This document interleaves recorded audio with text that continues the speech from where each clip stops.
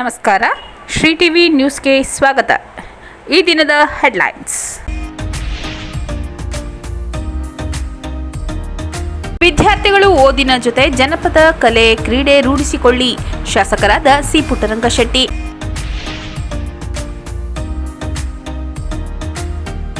ಪಹಲ್ಗಾಮ್ನಲ್ಲಿ ಉಗ್ರರ ದಾಳಿಗೆ ಬಲಿಯಾದ ಪ್ರವಾಸಿ ಭಾರತೀಯರಿಗೆ ಚಿತ್ರ ನಮನ. ಡಾಕ್ಟರ್ ರಾಜ್ಕುಮಾರ್ ಕನ್ನಡದ ಅಸ್ಮಿತೆಯನ್ನು ಸಾಕಾರಗೊಳಿಸಿದ್ದಾರೆ. ಟಿಎಸ್ ನಾಗಭರಣ.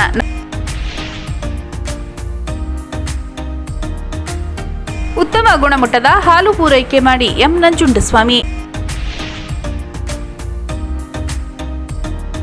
ಬಸವಣ್ಣನವರ ಜಯಂತಿ ಹಿನ್ನೆಲೆ ಹೆಚ್ಚಿನ ಸಂಖ್ಯೆಯಲ್ಲಿ ಭಾಗವಹಿಸಲು ಮನವಿ. ಮೂಡ್ಲಪುರ ನಂದೀಶ್.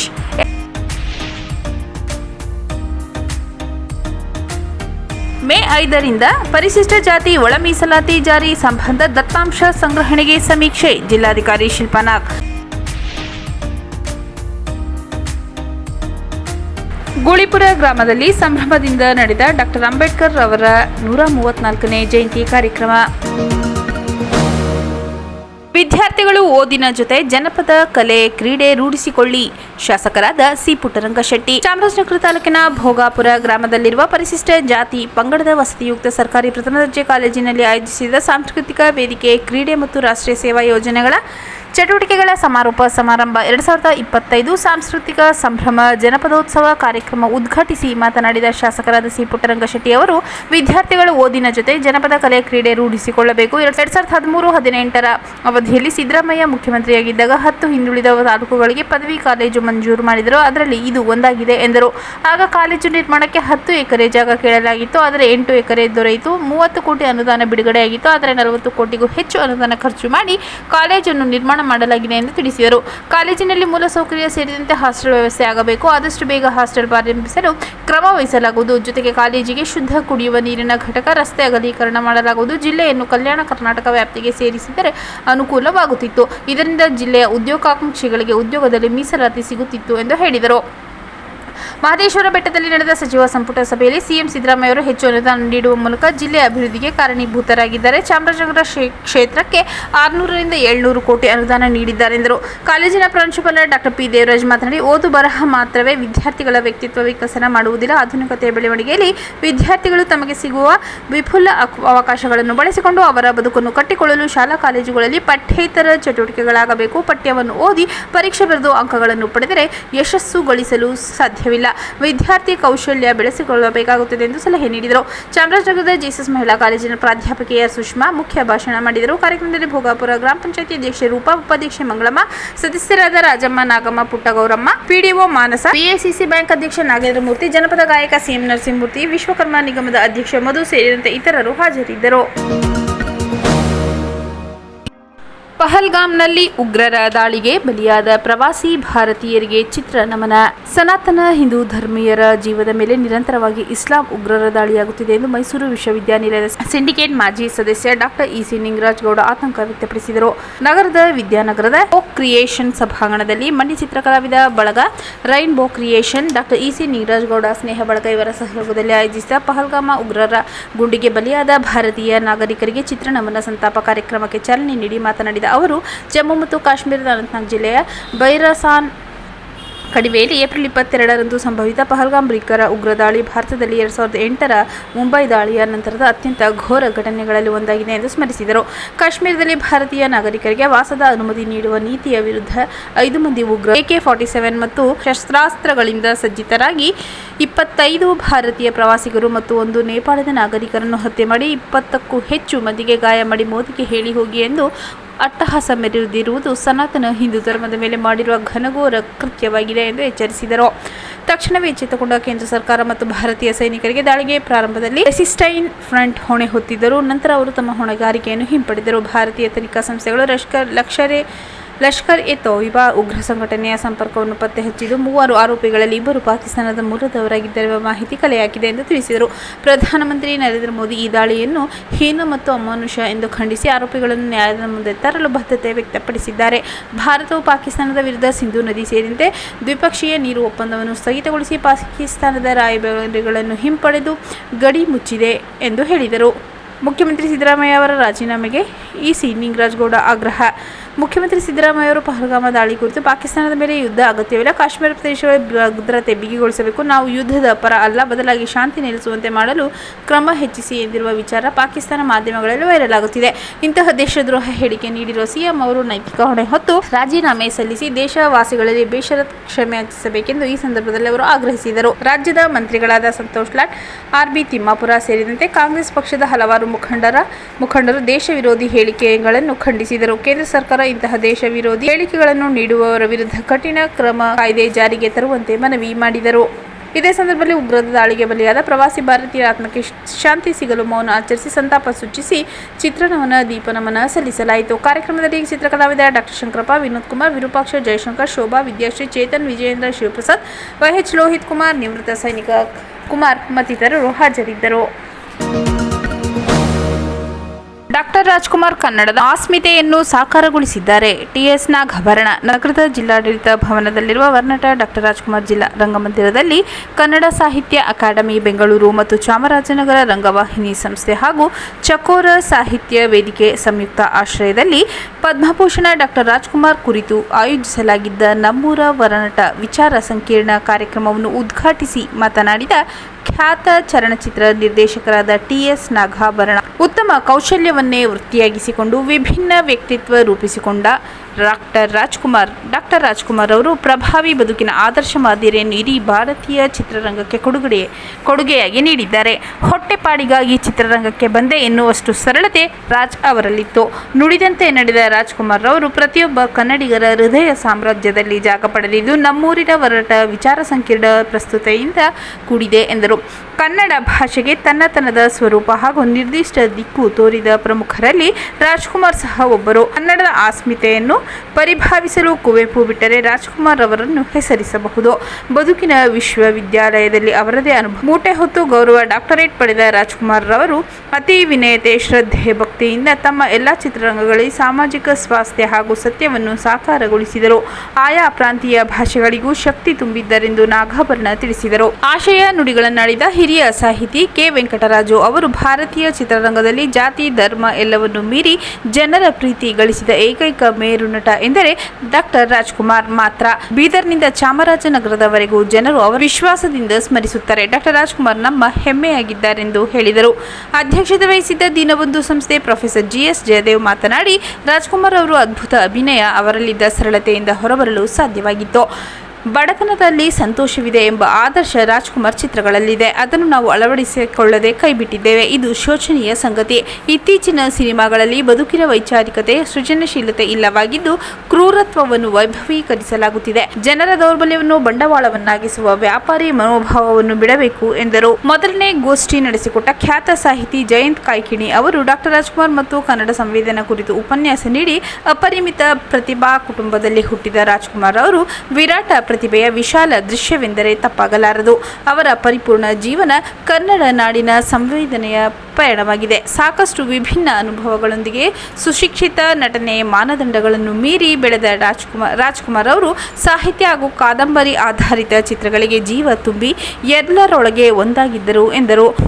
ಖ್ಯಾತ ಚಲನಚಿತ್ರ ಕಥೆಗಾರರಾದ ಬಿ.ಎ. ಮಧು, ಡಾಕ್ಟರ್ ಬಿ.ಆರ್. ಅಂಬೇಡ್ಕರ್ ಪ್ರಶಸ್ತಿ ಪುರಸ್ಕೃತರಾದ ಪಾಪು ವೆಂಕಟರಮಣ ಸ್ವಾಮಿ, ಚಲನಚಿತ್ರ ನಿರ್ಮಾಪಕ ಪ್ರೊಫೆಸರ್ ಎ.ಎಂ. ಶಿವಸ್ವಾಮಿ, ಚಲನಚಿತ್ರ ಸಾಹಿತಿ ಡಾಕ್ಟರ್ ಕೃಷ್ಣಮೂರ್ತಿ ಚಮರಂ, ನಟ ಹಾಗೂ ಮೈಸೂರಿನ ರಂಗ ಸಂಘಟಕರಾದ ಮಂಡ್ಯ ರಮೇಶ್, ಕರ್ನಾಟಕ ಸಾಹಿತ್ಯ ಅಕಾಡೆಮಿ ಸದಸ್ಯ ಸಂಚಾಲಕ ಪ್ರಕಾಶ್ ರಾಜ್ ಮೇಹು, ರಂಗವಾಹಿನಿ ಸಂಸ್ಥೆ ಅಧ್ಯಕ್ಷರಾದ ಸಿ.ಎಂ. ನರಸಿಂಹಮೂರ್ತಿ, ಸಮಾಜ ಸೇವಕ ಹಾಗೂ ರಾಣಿ ಐಶ್ವರ್ಯ ಗ್ರೂಪ್ನ ಎಚ್.ಎಲ್. ಸತೀಶ್ ಮದ್ದೂರು ಕಾರ್ಯಕ್ರಮದಲ್ಲಿ ಉಪಸ್ಥಿತರಿದ್ದರು. ಉತ್ತಮ ಗುಣಮಟ್ಟದ ಹಾಲು ಪೂರೈಕೆ ಮಾಡಿ ಎಂ. ನಂಜುಂಡಸ್ವಾಮಿ. ಸೋಮವಾರ ತಾಲೂಕಿನ ಕಟ್ನವಾಡಿ ಕಿನಕನಹಳ್ಳಿ ಹಾಲು ಉತ್ಪಾದಕರ ಸಹಕಾರ ಸಂಘದ ನೂತನ ಉದ್ಘಾಟನೆ ಮತ್ತು 2024-25ನೇ ಸಾಲಿನ ವಾರ್ಷಿಕ ಸಾಮಾನ್ಯ ಸಭೆಯಲ್ಲಿ ಭಾಗವಹಿಸಿ ಮಾತನಾಡಿದ ಚಾಮುಲ್ ಅಧ್ಯಕ್ಷ ಎಂ. ನಂಜುಂಡಸ್ವಾಮಿ ಅವರು, ಚಾಮುಲ್ನಲ್ಲಿ ಪ್ರಸ್ತುತ 75,000 ಲೀಟರ್ ಹಾಲು ಮಾರಾಟವಾಗುತ್ತಿದೆ. ಅಲ್ಲದೆ ದೇಶದ ವಿವಿಧ ಭಾಗಗಳಿಗೆ ಗುಡ್ ಲೈಫ್ ಹಾಲು ಪೂರೈಕೆ ಮಾಡಲಾಗುತ್ತಿದೆ. ಇಡೀ ದೇಶದಲ್ಲಿ ಕರ್ನಾಟಕ ಹಾಲು ಮಹಾಮಂಡಳಿ 2ನೇ ಸ್ಥಾನದಲ್ಲಿದ್ದು ಪ್ರತಿನಿತ್ಯ 90 ಲಕ್ಷ ಲೀಟರ್ ಹಾಲು ಉತ್ಪಾದನೆ ಮಾಡುತ್ತಿದೆ. 65 ಉತ್ಪನ್ನಗಳನ್ನು ನಾವು ಮಾಡುತ್ತಿರುವುದು ಹೆಮ್ಮೆ ಹೆಮ್ಮೆಯಾಗಿದೆ. ದೇಶ ವಿದೇಶಗಳಿಂದ ನಮ್ಮ ಬ್ರ್ಯಾಂಡ್ ಗುಣಮಟ್ಟಕ್ಕೆ ಪ್ರಸಿದ್ಧಿ ಪಡೆದಿದೆ. ಜಿಲ್ಲೆಯಲ್ಲಿ 465 ಸಂಘಗಳಿದ್ದು ಯಳಂದೂರು ತಾಲೂಕು ಚಿಕ್ಕ ತಾಲೂಕಾಗಿದೆ. ಇಲ್ಲಿ 12 ಮಹಿಳಾ ಸಂಘಗಳು ಸೇರಿದಂತೆ ಒಟ್ಟು 25 ಸಂಘಗಳಿದೆ. ಹೈನುಗಾರರಿಗೆ ನಮ್ಮ ಒಕ್ಕೂಟದ ವತಿಯಿಂದ ಸಾಲ ಸೌಲಭ್ಯ, ರಾಸುಗಳಿಗೆ ಅನೇಕ ಆರೋಗ್ಯ ಸೌಲಭ್ಯಗಳಿದ್ದು ಇದನ್ನು ಸದುಪಯೋಗ ಪಡೆದುಕೊಳ್ಳಬೇಕೆಂದು ಸಲಹೆ ನೀಡಿದರು. ಚಾಮುಲ್ ವ್ಯವಸ್ಥಾಪಕ ನಿರ್ದೇಶಕ ಎ. ರಾಜ್ಕುಮಾರ್ ಮಾತನಾಡಿ, ಚಾಮುಲ್ನಿಂದ ಕಟ್ಟಡಗಳ ದುರಸ್ತಿ ಹಾಗೂ ಹೊಸ ಕಟ್ಟಡ ನಿರ್ಮಾಣಕ್ಕೆ ಪ್ರತಿ ವರ್ಷ 1 ಕೋಟಿ ರು ಮೀಸಲಿಡಲಾಗಿದೆ. ಈ ಪ್ರತಿ ತಾಲೂಕಿಗೂ 10 ಲಕ್ಷ ರು ನೀಡಲಾಗುತ್ತಿದೆ. ಯಳಂದೂರಿನಲ್ಲಿ ಒಟ್ಟು 18 ಕಟ್ಟಡಗಳಿದ್ದು ಇನ್ನು 7 ಕಡೆ ಕಟ್ಟಡಗಳನ್ನು ನಿರ್ಮಿಸಿಕೊಳ್ಳಬೇಕಿದೆ. ಎಲ್ಲರೂ ಇದರ ಸದುಪಯೋಗ ಪಡೆದುಕೊಳ್ಳಬೇಕೆಂದು ಕರೆ ನೀಡಿದರು. ನಮ್ಮ ಜಿಲ್ಲೆ ವ್ಯಾಪ್ತಿಯಲ್ಲಿ 34,000 ಹಾಲು ಉತ್ಪಾದಕರಿದ್ದು ಸರಾಸರಿ ಒಬ್ಬರು ಪ್ರತಿನಿತ್ಯ 7 ಲೀಟರ್ ಹಾಲು ಉತ್ಪಾದನೆ ಮಾಡುತ್ತಿದ್ದಾರೆ. ಅಂದರೆ ಯಳಂದೂರು ತಾಲೂಕಿನಲ್ಲಿ ಕೇವಲ 8,500 ಲೀಟರ್ ಮಾತ್ರ ಹಾಲು ಉತ್ಪಾದನೆ ಆಗುತ್ತಿದೆ. ಹಾಗಾಗಿ ಇಲ್ಲಿನ ಸರಾಸರಿ 5 ಲೀಟರ್ಗೆ ಮಾತ್ರ ನಿಲ್ಲುತ್ತದೆ. ಇನ್ನೂ ಹೆಚ್ಚಬೇಕು. ತಾಲೂಕಿನಿಂದ ಇನ್ನೂ 4,000 ಲೀಟರ್ ಹಾಲು ಹೆಚ್ಚಾಗಿ ಬರಬೇಕು. ಈ ನಿಟ್ಟಿನಲ್ಲಿ ಹೈನುಗಾರರು ಇನ್ನಷ್ಟು ಹಾಲಿನ ಉತ್ಪಾದನೆ ಹೆಚ್ಚಿಸಿಕೊಳ್ಳಬೇಕೆಂದು ಸಲಹೆ ನೀಡಿದರು. ಸಹಾಯಕ ವ್ಯವಸ್ಥಾಪಕ ಜಿ. ಪ್ರಭು, ವಿಸ್ತರಣಾಧಿಕಾರಿ ರಾಜು, ಮಾಜಿ ಅಧ್ಯಕ್ಷ ನಾಗೇಂದ್ರ ಸೇರಿದಂತೆ ಇತರರು ಹಾಜರಿದ್ದರು. ಬಸವಣ್ಣನವರ ಜಯಂತಿ ಹಿನ್ನೆಲೆ ಹೆಚ್ಚಿನ ಸಂಖ್ಯೆಯಲ್ಲಿ ಭಾಗವಹಿಸಲು ಮನವಿ. ಮೂಡ್ಲುಪುರ ನಂದೀಶ್. ಏಪ್ರಿಲ್ 30ರಂದು ಜಿಲ್ಲಾಡಳಿತದ ವತಿಯಿಂದ ನಗರದಲ್ಲಿ ನಡೆಯುವ ಕರ್ನಾಟಕ ಸಾಂಸ್ಕೃತಿಕ ನಾಯಕ ವಿಶ್ವಗುರು ಬಸವಣ್ಣನವರ ಜಯಂತಿ ಕಾರ್ಯಕ್ರಮದಲ್ಲಿ ಜನಾಂಗದವರು ಹೆಚ್ಚಿನ ಸಂಖ್ಯೆಯಲ್ಲಿ ಭಾಗವಹಿಸಿ ಯಶಸ್ವಿಗೊಳಿಸಬೇಕೆಂದು ಅಖಿಲ ಭಾರತ ವೀರಶೈವ ಲಿಂಗಾಯತ ಮಹಾಸಭಾದ ಜಿಲ್ಲಾಧ್ಯಕ್ಷ ಮೂಡ್ಲುಪುರ ನಂದೀಶ್ ಮನವಿ ಮಾಡಿದ್ದಾರೆ. ಅಂದು ಬೆಳಗ್ಗೆ 9 ಗಂಟೆಗೆ ಜಿಲ್ಲಾಡಳಿತ ಭವನದ ಮುಂಭಾಗದಲ್ಲಿರುವ ಅಶ್ವರೂಢ ಶ್ರೀ ಬಸವೇಶ್ವರರ ಪ್ರತಿಮೆಗೆ ಪುಷ್ಪಾರ್ಚನೆ ಮಾಡಲಾಗುವುದು. ಬಳಿಕ ಬಸವಣ್ಣನವರ ಭಾವಚಿತ್ರ ಮೆರವಣಿಗೆ ನಡೆಯಲಿದೆ ಎಂದು ಸುದ್ದಿಗೋಷ್ಠಿಯಲ್ಲಿ ತಿಳಿಸಿದರು.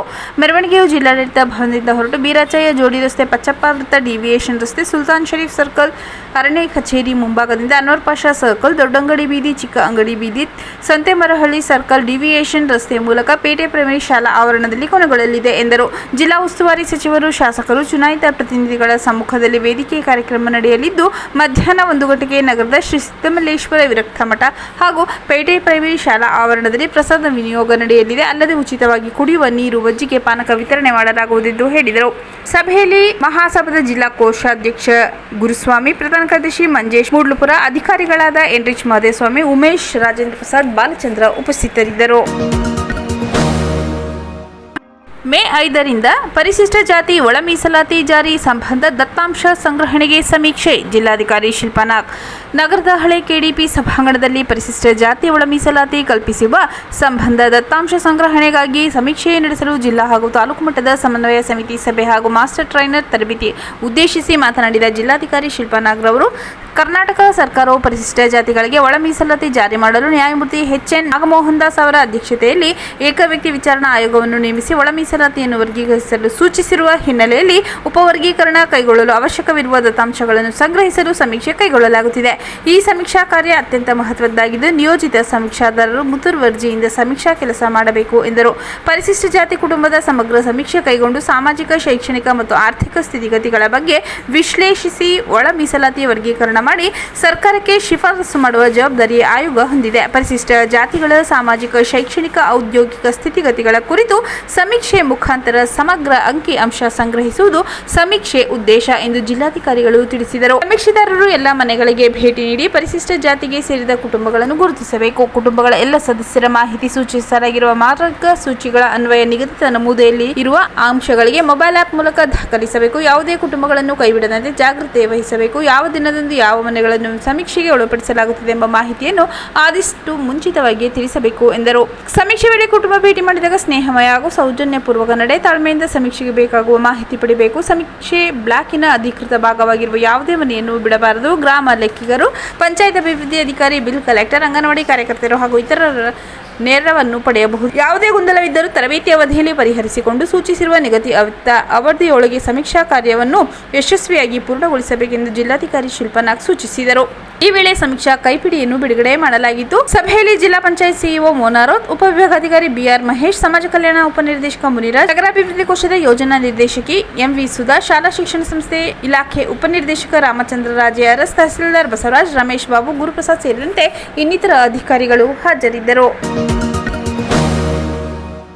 ಗೂಳಿಪುರ ಗ್ರಾಮದಲ್ಲಿ ಸಂಭ್ರಮದಿಂದ ನಡೆದ ಡಾಕ್ಟರ್ ಅಂಬೇಡ್ಕರ್ ಅವರ 134ನೇ ಜಯಂತಿ ಕಾರ್ಯಕ್ರಮ. ಗ್ರಾಮದ ದಲಿತ ಬಡಾವಣೆಯಲ್ಲಿ ತರಳಿರು ತೋರಣ ದೀಪಾಲಂಕಾರಗಳಿಂದ ಕಂಗೊಳಿಸುತ್ತಿತ್ತು. ಅಂಬೇಡ್ಕರ್ ಜಯಂತಿ ಅಂಗವಾಗಿ ನೀಲಿ ಬಾವುಟಗಳನ್ನು ಕಟ್ಟಿ ಹಬ್ಬದ ವಾತಾವರಣ ಸೃಷ್ಟಿ ಮಾಡಿ ಗ್ರಾಮದ ಯಜಮಾನರು ಯುವಕರು ಅಂಬೇಡ್ಕರ್ ಭಾವಚಿತ್ರಕ್ಕೆ ಪುಷ್ಪಾರ್ಚನೆ ಸಲ್ಲಿಸಿ ಮೆರವಣಿಗೆ ಮಾಡಿದರು. ಮೆರವಣಿಗೆ ಹೊರಟು ಪ್ರಮುಖ ರಸ್ತೆಗಳ ಮೂಲಕ ಯಜಮಾನರು, ಯುವಕರು, ಮಹಿಳೆಯರು, ಪುಟ್ಟ ಮಕ್ಕಳು ಬಿಳಿ ವಸ್ತ್ರ ಧರಿಸಿ ನೀಲು ಶಾಲು ತೊಟ್ಟು ಕುಣಿದು ಕುಪ್ಪಳಿಸಿ ಜೈ ಭೀಮ್ ಘೋಷಣೆ ಕೂಗುತ್ತಾ ಸಂಭ್ರಮದಿಂದ ಅಂಬೇಡ್ಕರ್ ಹಬ್ಬವನ್ನು ಆಚರಣೆ ಮಾಡಲಾಯಿತು. ನಂತರ ದೇವಾಲಯದಲ್ಲಿ ಅನ್ನ ಸಂತರ್ಪಣೆ ಮಾಡಿ ಸಿಹಿ ಹಂಚಿ ಸಂಭ್ರಮಿಸಿದರು. ಈ ವೇಳೆ ಗ್ರಾಮದ ಮುಖಂಡರು, ಯಜಮಾನರು, ಮಹಿಳೆಯರು, ಯುವಕರು ಹಾಜರಿದ್ದರು. ಮತ್ತೊಮ್ಮೆ ಮುಖ್ಯಾಂಶಗಳು. ವಿದ್ಯಾರ್ಥಿಗಳು ಓದಿನ ಜೊತೆ ಜನಪದ ಕಲೆ ಕ್ರೀಡೆ ರೂಢಿಸಿಕೊಳ್ಳಿ. ಶಾಸಕರಾದ ಸಿ ಪುಟ್ಟರಂಗಶೆಟ್ಟಿ.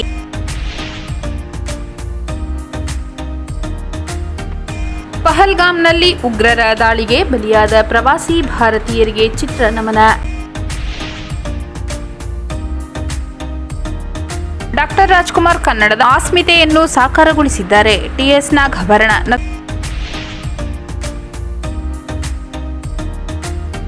ಉತ್ತಮ ಗುಣಮಟ್ಟದ ಹಾಲು ಪೂರೈಕೆ ಮಾಡಿ ಎಂ ನಂಜುಂಡಸ್ವಾಮಿ.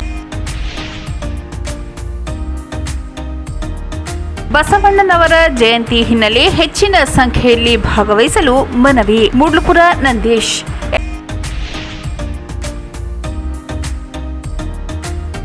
ಮೇ 5ರಿಂದ ಪರಿಶಿಷ್ಟ ಜಾತಿ ಒಳ ಮೀಸಲಾತಿ ಜಾರಿ ಸಂಬಂಧ ದತ್ತಾಂಶ ಸಂಗ್ರಹಣೆಗೆ ಸಮೀಕ್ಷೆ. ಜಿಲ್ಲಾಧಿಕಾರಿ ಶಿಲ್ಪಾ ನಾಗ್. ಗೂಳಿಪುರ ಗ್ರಾಮದಲ್ಲಿ ಸಂಭ್ರಮದಿಂದ ನಡೆದ ಡಾಕ್ಟರ್ ಅಂಬೇಡ್ಕರ್ ಅವರ 134ನೇ ಜಯಂತಿ ಕಾರ್ಯಕ್ರಮ.